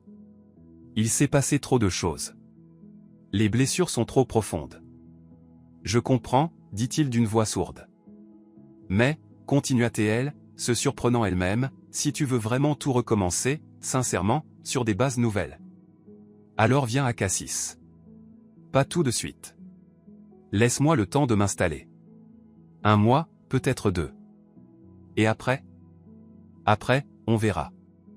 Vraiment? Un espoir clair vibrait dans sa voix. Tu m'autorises à venir? Pas pour emménager ensemble ni pour reprendre notre relation comme avant, précisa Kathleen d'un ton ferme. Mais pour essayer. Pour apprendre à se connaître de nouveau. Dans un lieu nouveau, sans le poids du passé. Voir s'il reste quelque chose de vrai entre nous, au-delà des habitudes et des souvenirs. Je suis d'accord, répondit-il aussitôt. Selon tes conditions. Et encore une chose, l'interrompit-elle. Je ne fais pas ça parce que j'ai peur d'être seul ou parce que je ne peux pas vivre sans toi. Je le peux. J'ai appris à vivre par moi-même, et ça me plaît. Mais je pense que 25 ans, c'est trop long pour tout effacer sans essayer de sauver ce qui peut l'être. Si toutefois, il y a encore quelque chose à sauver. Merci, dit simplement Russell. Merci pour cette chance. Je ferai tout pour ne pas la gâcher. Après l'appel, Kathleen resta longtemps assise sur la terrasse, les yeux levés vers le ciel étoilé. Avait-elle eu raison de donner cette chance à Russell? N'aurait-il pas été plus simple de laisser le passé derrière elle, une fois pour toutes? Mais au fond d'elle, quelque chose lui soufflait qu'elle avait fait le bon choix. Pas parce qu'elle l'aimait encore ou qu'elle avait besoin de lui. Mais parce qu'elle voulait clore ce chapitre de sa vie sans regret, sans se demander un jour ce qui aurait pu arriver s'ils avaient essayé encore une fois. Le ciel au-dessus de la mer scintillait d'étoiles, et la brise légère apportait avec elle une odeur de sel et de liberté. Une nouvelle vie, pensa Kathleen en inspirant profondément. Ma nouvelle vie. 2 mois passèrent. Kathleen se tenait près de la grande baille vitrée de son café, observant les premiers clients s'installer aux tables accueillantes. Le soleil du matin baignait la pièce d'une lumière douce, qui dansait sur la surface brillante de la machine à café. Dans l'air flottait le parfum irrésistible de pâtisserie tout juste sorti du four. Ce matin, elle avait préparé un strudel aux pommes, selon la recette de sa grand-mère, et des pains d'épices au miel. L'ouverture du café avait eu lieu une semaine plus tôt. Discrète, mais chaleureuse. Presque tous les voisins étaient venus. Jacques avait prononcé un discours émouvant sur Eugène et le rêve qu'il avait eu pour Kathleen. Le journal local avait publié un petit article sur ce nouvel endroit plein de charme, où flottait une odeur de chaleur maison. Depuis, chaque matin commençait par une douce effervescence. Pétrissage de la pâte, préparation des garnitures, mise en place de fleurs fraîches sur les tables. Kathleen s'étonnait elle-même, d'où lui venait toute cette énergie et cette vitalité. Il y a peu, elle se voyait encore comme une femme fatiguée, approchant doucement de la retraite. Et la voilà, rajeunie de 10 ans. Ses cheveux, qu'elle avait cessé de teindre, grisonnaient doucement aux tempes, mais les rides autour de ses yeux semblaient plus douces, et son regard brillait de nouveau. Le déménagement s'était avéré plus simple qu'elle ne l'avait imaginé. Elle avait loué son appartement en ville à un couple de professeurs à la retraite, discret et soigneux. Elle avait quitté la bibliothèque avec émotion, entourée de collègues qui lui avaient promis de venir la voir à Cassis. Grâce à Jacques, elle avait finalisé tous les documents nécessaires à l'ouverture du café, trouvé des fournisseurs, et embauché une aide, Evelyne, une institutrice à la retraite du coin. L'aménagement de la maison n'avait pas pris longtemps non plus. Eugène avait tout pensé. Kathleen s'était contentée d'y ajouter quelques touches personnelles, des photos encadrées, des vases de fleurs séchées, des coussins brodés sur les canapés. Et bien sûr, Elle avait emporté sa bibliothèque, des centaines de livres collectés au fil des années, des vieux tomes abîmés jusqu'au dernier polar. Elle avait aussi apporté quelques modifications au café. Une petite scène dans un coin, où, chaque vendredi soir, des musiciens du coin venaient jouer du jazz et des classiques. Une étagère de livres à échanger, où chacun pouvait déposer un roman terminé et en prendre un autre. Et surtout, le menu de sa grand-mère. Des plats inspirés de ses recettes d'enfance qu'elle connaissait par cœur. Les affaires allaient bien. Pas aussi lucratives que dans un grand café de ville, bien sûr, mais assez pour lui offrir un sentiment de fierté et de satisfaction. Ce qui lui faisait le plus plaisir, c'étaient les habitués. Des dames âgées qui venaient prendre le thé le matin, des jeunes mamans avec leurs poussettes après la promenade, des intellectuels du coin qui organisaient des soirées littéraires. La clochette de la porte tinta. Un groupe de touristes entra, venus passer le week-end. Kathleen leur sourit chaleureusement en prenant leur commande. 10 ans plus tôt, à la bibliothèque, elle était timide avec les inconnus. Aujourd'hui, elle y trouvait du plaisir. Chaque client apportait avec lui une histoire, une impression, un petit morceau de ce vaste monde. Russell devait arriver aujourd'hui. Depuis 2 mois, il s'était appelé plusieurs fois. Des conversations brèves, factuelles. Il lui avait raconté qu'il avait trouvé un nouveau travail, loué un appartement, réglé les questions de pension alimentaire pour son fils. Il disait avoir beaucoup réfléchi, apprendre à vivre seul, sans attendre que quelqu'un règle ses problèmes à sa place. Kathleen ne savait pas vraiment à quoi s'attendre de cette rencontre. Serait-elle un jour capable de lui faire à nouveau confiance, de lui ouvrir son cœur? Ou resterait-il simplement de bons amis liés par un passé commun? En tout cas, elle se sentait reconnaissante envers la vie de lui avoir laissé ces 2 mois en solitaire. Le temps nécessaire pour se retrouver, pour comprendre ce qu'elle voulait vraiment. À l'heure du déjeuner, le café était bondé. Evelyn courait d'une table à l'autre, prenant les commandes, tandis que Kathleen s'activait en cuisine, préparant des soupes fraîches et sortant du four une nouvelle fournée de tartes. Et au milieu du bruit des voix et du tintement des couverts, elle reconnut une voix familière. « Bonjour, je pourrais avoir une tasse de café et une part de tarte aux pommes. » Kathleen jeta un œil depuis la cuisine. Assis à une table près de la fenêtre, Russell portait un pull bleu et arborait une barbe soignée qu'il avait laissé pousser. Il avait l'air reposé, rajeuni, et différent. Moins sûr de lui qu'avant, mais aussi moins perdu que lors de leur dernière rencontre. Leurs regards se croisèrent, et Russell lui sourit. Un sourire un peu incertain, sans l'arrogance d'autrefois. « Bonjour, Kathleen, dit-il en se levant. « Tu es ravissante. »« Merci, » répondit-elle en lissant machinalement son tablier. « Toi aussi, tu as bonne mine. Tu as bronzé. »« Oui, figure-toi que je me suis mis à courir le matin, » dit-il en se frottant la nuque, un peu gêné. « Je n'aurais jamais cru que j'aimerais ça. » Kathleen se surprit à être contente de le voir. Pas comme un ancien mari ou un éventuel partenaire, mais comme une personne liée à elle par des souvenirs. Bon ou mauvais, mais à elle. « Je suis un peu occupée là, » dit-elle en désignant les clients d'un signe de tête. « Mais on ferme à 6 heures. Si tu veux, on peut dîner ensemble. »« Avec plaisir, » répondit Russell. « Je loge à l'hôtel sur le port, pour la semaine. Je me suis dit que peut-être tu pourrais me faire visiter la ville. Si tu as du temps, bien sûr. »« On verra, » dit Kathleen en souriant, avant de retourner en cuisine. Le reste de la journée passa vite. Elle était absorbée par son travail, mais gardait un œil sur Russell. Il était resté assis avec son ordinateur portable. Il semblait travailler à distance, levant parfois les yeux pour observer la rue ou échanger quelques mots avec les autres clients. À un moment, Kathleen le vit discuter avec Ruth, une vieille dame assise à la table voisine. Ancienne prof de littérature, Ruth avait été sa toute première cliente fidèle. C'est étrange, pensa Kathleen en observant son ex-mari parler avec enthousiasme à cette femme qu'il aurait autrefois trouvée ennuyeuse et dépassée. Il semble sincèrement intéressé par la conversation. À 6 heures, lorsque les derniers clients quittèrent les lieux, Evelyn lui adressa un sourire complice. « Vas-y, Kathleen. Je m'occupe de fermer. Et je viendrai plus tôt demain pour que tu n'aies pas à te presser. Profite un peu. Tu l'as bien mérité. » Kathleen monta à l'étage, enfila une robe légère à fleurs, se coiffa, et mit même un peu de maquillage. Pour la première fois depuis longtemps. Une drôle d'émotion la saisit. Comme si elle était à nouveau une jeune fille, s'apprêtant à aller à un premier rendez-vous. N'importe quoi, se gronda TL intérieurement. C'est juste un dîner avec une vieille connaissance. Rien de plus. Russell l'attendait sur le port, devant un petit restaurant avec vue sur la mer. La soirée était douce, et ils décidèrent de s'installer en terrasse. Ils commandèrent du poisson, une bouteille de vin blanc, et mirent un moment à choisir le dessert. « Alors, comment tu trouves Cassis ?» demanda Kathleen une fois la commande passée. « C'est un endroit incroyable », répondit Russell avec sincérité. « Calme, paisible, mais vivant. Et les gens ici, ils sont différents. Moins obsédés par leur carrière ou l'argent, comme en ville. »« Oui, c'est ce que j'aime aussi ici », acquiesça Kathleen. « On peut juste vivre. Sans courir après quelque chose qu'on ne comprend même pas. » Ils parlèrent de la ville, du café, des nouveaux voisins de Kathleen. Puis Russell raconta son nouveau travail. Il avait été embauché comme consultant dans une entreprise de rénovation. Il s'occupait de projets de restauration de bâtiments anciens.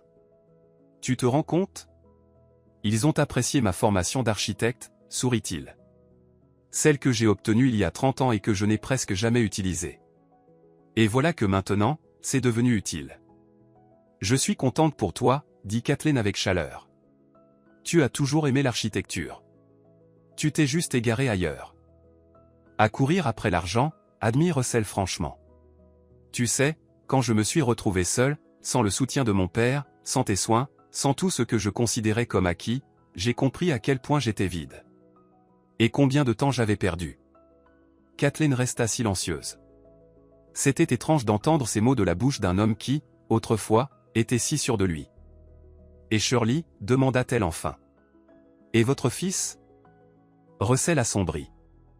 On ne se parle presque plus. Elle a rencontré un homme d'affaires et est partie vivre chez lui. Je paie une pension, je vois George de temps en temps. Mais c'est compliqué.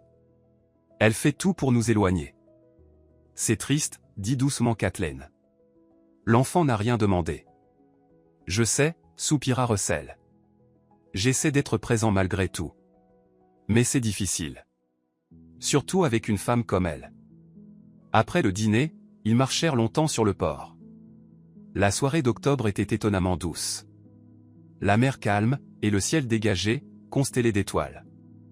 Tu sais à quoi je pense, dit soudain Russell. À quel point la vie est étrange.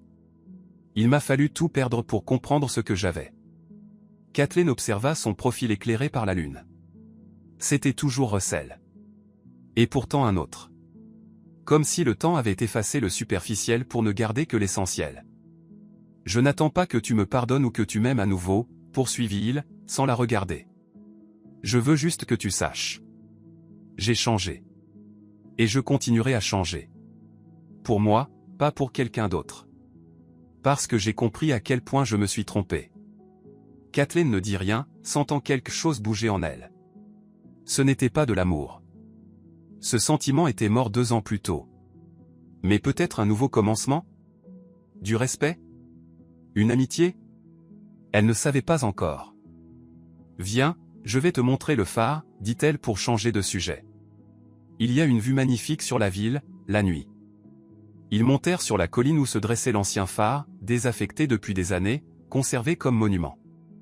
Depuis la plateforme, on voyait toute la ville de Cassis.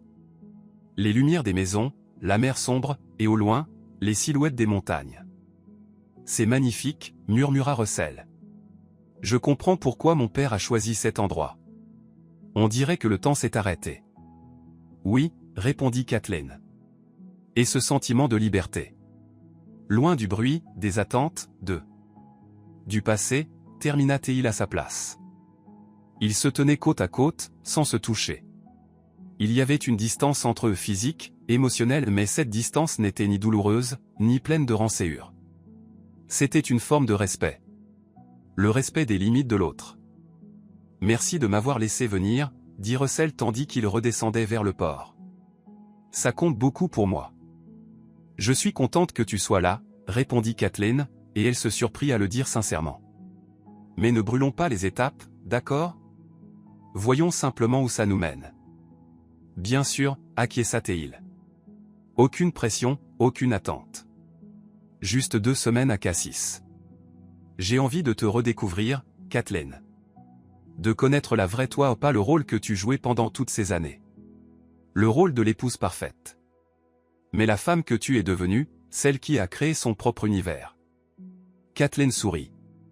Pour la première fois depuis longtemps, elle se sentait vraiment vue. Pas comme une extension de quelqu'un, ni une fonction à remplir, mais comme une personne entière, avec ses rêves, ses envies, ses ambitions.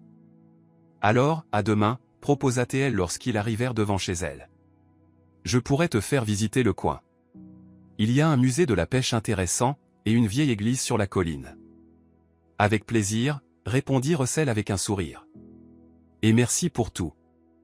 Il ne chercha ni à l'embrasser, ni à la prendre dans ses bras. Il effleura simplement sa main, un contact léger, presque imperceptible. Puis il s'éloigna vers son hôtel. Kathleen monta chez elle, enfila une tenue confortable et sortit sur la terrasse. La mer bruissait doucement dans la nuit, les étoiles scintillaient au-dessus, et en elle, c'était le calme. Pas de l'euphorie, pas du bonheur exubérant, mais un apaisement profond. Aussi profond que la mer, aussi limpide que le ciel. Peut-être, pensa-t-elle, que c'est ça, le vrai commencement d'une nouvelle vie. Non pas fuir le passé, mais l'accepter. Non pas changer de décor, mais se transformer soi-même. Sur cette pensée, elle se coucha, pour la première fois depuis longtemps, sans angoisse ni doute pour le lendemain. Quoi qu'il arrive, elle était prête à accueillir l'avenir, le cœur ouvert. La semaine passa à toute vitesse. Chaque matin, Kathleen s'occupait du café, puis, l'après-midi, elle laissait les rênes à Evelyn et retrouvait Russell. Ensemble, ils explorèrent Cassis. Les ruelles pittoresques de la vieille ville, le port bordé de barques colorées, l'église perchée sur la colline, le musée de la pêche rempli d'objets retraçant des siècles d'histoire locale. Russell se montrait curieux, attentif. Il prenait des notes, photographiait des détails architecturaux, posait des questions aux habitants sur l'histoire des bâtiments. Kathleen découvrait avec étonnement qu'elle appréciait cette nouvelle facette de lui. Autrefois, il ne voyait les lieux historiques qu'en termes de rentabilité. Combien rapporterait ce bâtiment restauré, à combien pourrait-il se revendre? À présent, c'était l'histoire elle-même qui l'intéressait. L'âme des lieux. Le lien entre les époques. Un jour, ils prirent un vieux bus pour visiter un village voisin, où se dressait encore une demeure du XIXe siècle. À moitié en ruine mais toujours imposante, elle se tenait au bord d'un petit lac, entouré d'arbres centenaires. Tu imagines toutes les histoires que ces murs pourraient raconter, dit Russell d'un ton pensif, en passant la main sur le plâtre fissuré. Des gens ont vécu ici, aimé, souffert, ri. Et il ne reste que la pierre.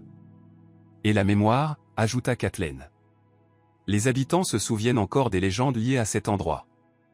Jacques m'a raconté que le dernier propriétaire, un vieux comte, a légué tous ses biens non pas à son fils, mais à une jeune gouvernante. La seule, paraît-il, qui se soit vraiment occupée de lui dans ses derniers jours. Comme Eugène? Souffla Russell, une ombre de culpabilité dans le regard. L'histoire se répète, hein. Kathleen resta silencieuse. Que répondre à ça? Oui, la comparaison était évidente. Mais elle ne voulait pas remuer le passé. Ni le sien, ni celui de Russell. Le soir, il restait souvent au café après la fermeture. Ils buvaient du thé et parlaient. De leur enfance, de leurs rêves, de livres, de films. De tout, sauf de leur ancien mariage et de l'infidélité de Russell. Comme s'ils avaient passé un accord tacite, ne pas toucher à cette plaie. Lui laisser le temps de cicatriser. À la surprise de Kathleen, elle découvrait qu'elle aimait passer du temps avec Russell. Il avait changé, s'était apaisé, était devenu plus réfléchi. Il s'était mis à lire. Parfois, il aidait au café. Il installait les tables, discutait avec les clients, allait au marché chercher des produits frais. Au début, Evelyn le surveillait du coin de l'œil, méfiante. Kathleen lui avait confié son histoire, et la vieille dame s'était jurée de protéger sa patronne de cet homme. Mais peu à peu, elle s'était adoucie. Surtout après que Russell ait réussi à réparer la machine à café capricieuse, celle que même le technicien du coin n'arrivait pas à remettre en état. Au milieu de la semaine, un incident inattendu eut lieu. Un homme ivre entra dans le café. Costaud, il empestait l'alcool bon marché. Il exigea à manger de manière grossière, insulta la serveuse en la traitant de paysanne, et se mit à importuner des jeunes femmes assises à une autre table. Kathleen, derrière le comptoir, figea. Elle n'avait jamais été confrontée à une telle scène dans son petit café douillet. Russell, qui lisait dans un coin, se leva aussitôt et s'approcha calmement.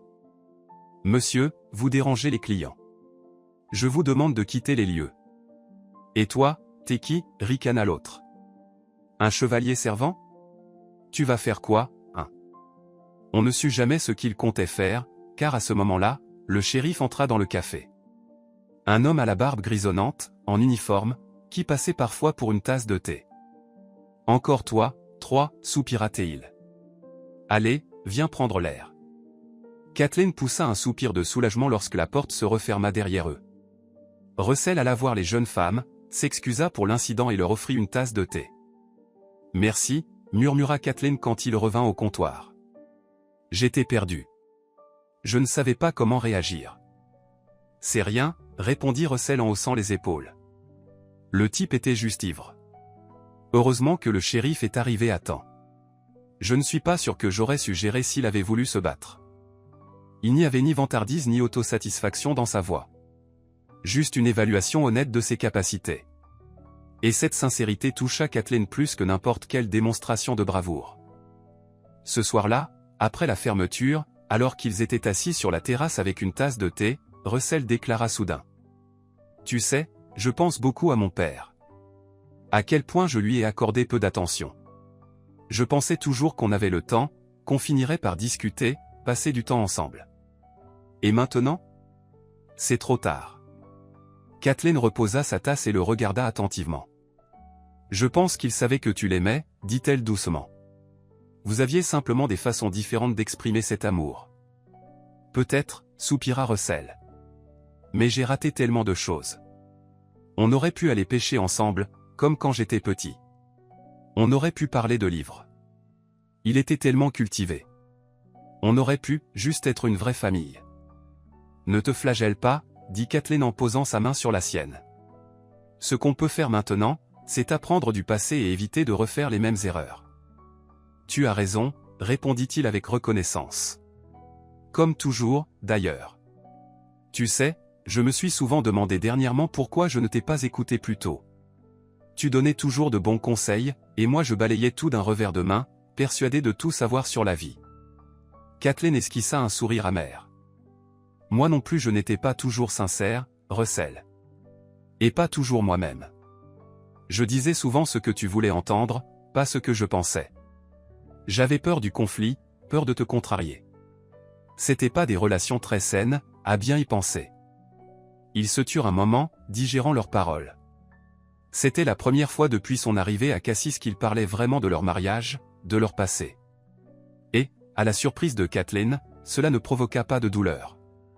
Juste une douce mélancolie, un regret paisible pour ce qui aurait pu être.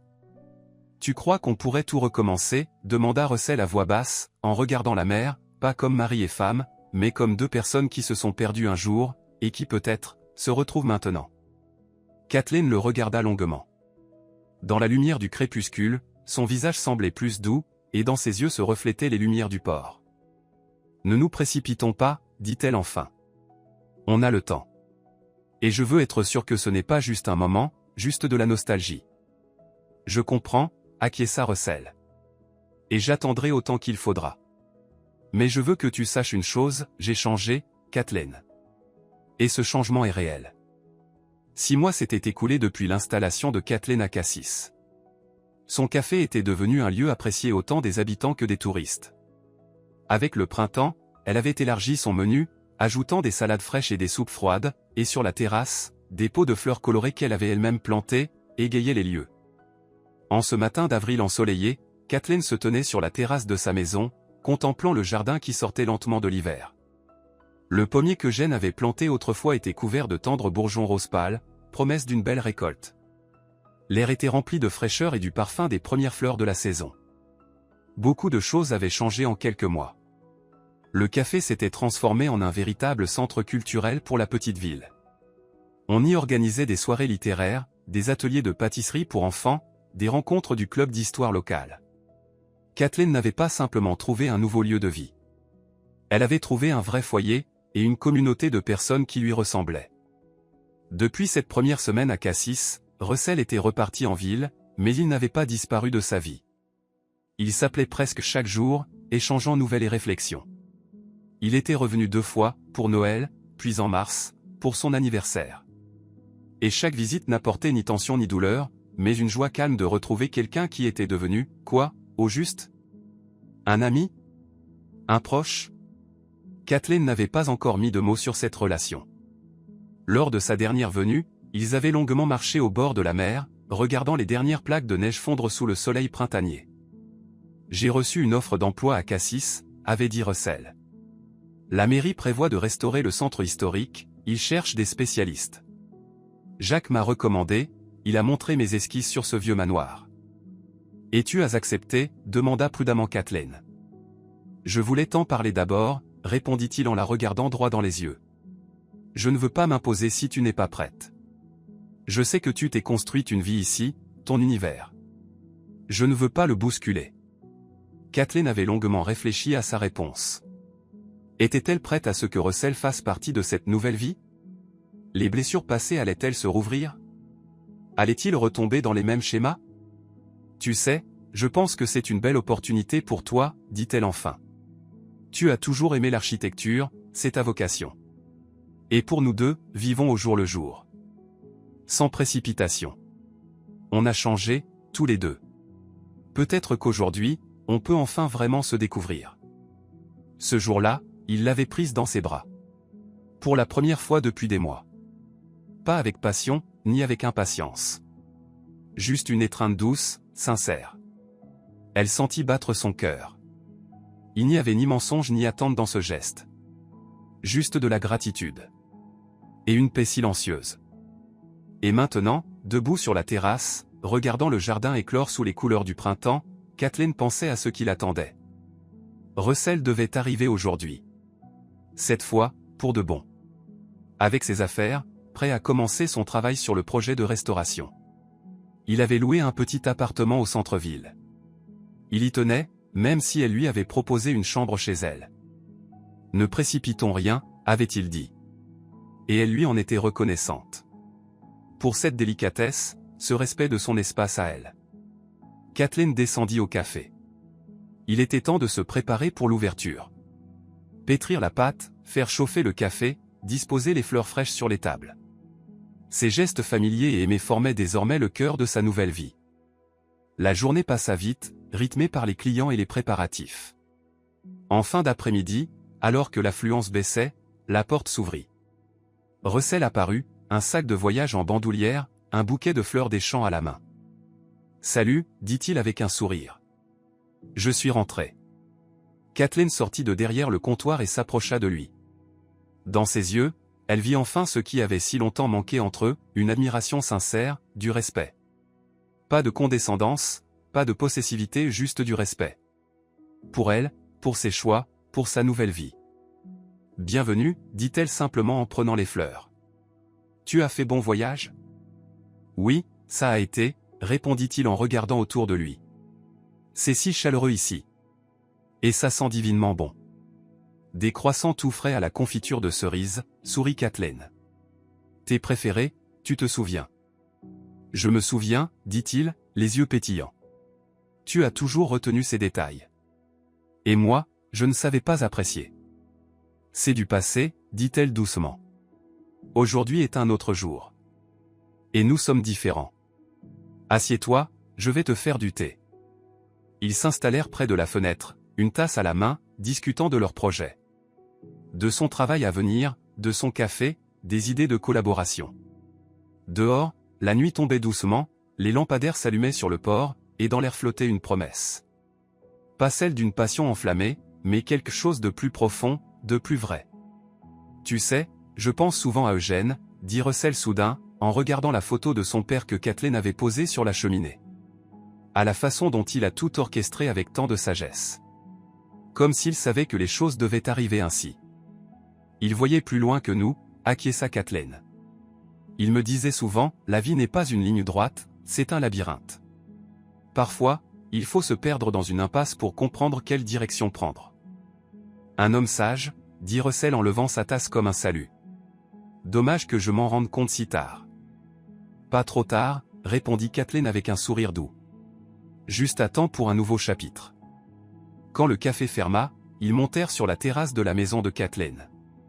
La soirée printanière était douce, une brise légère venant de la mer portait le parfum des lilas du jardin voisin.